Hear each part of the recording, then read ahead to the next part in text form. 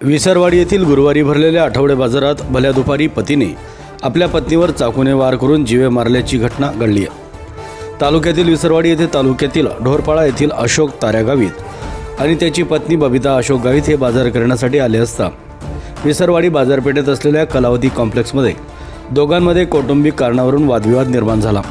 दरम्यान पतीने रागाच्या भरात त्याच्याजवळ असलेल्या चाकूने पत्नीच्या छातीवर सपासप वार केले। पत्नी रक्ताच्या थारोड्यात खाली कोसळली। गर्दीने घटना बघताच विसरवाडी पोलिसांना फोन केले। घटनास्थळी सहाय्यक पोलीस निरीक्षक प्रकाश झोडगे, पोलीस उपनिरीक्षक किरण पाटील, अनिल राठोड, लिनेश पाडवी यांनी धाव घेऊन पतीला ताब्यात घेत पत्नीला उपचारासाठी ग्रामीण रुग्णालयात दाखल केले। दरम्यान उपचार घेत असताना बबिता ही मयत झाली आहे। घटनास्थळी अप्पर पोलीस अधीक्षक निलेश तांबे, विभागीय पोलीस अधिकारी संजय महाजन यांनी भेट देऊन पाहणी करून पुढील तपास विसरवाडी पोलीस करीत आहेत। संजय वाणी, नवापूर लाईव्ह न्यूज, विसरवाडी।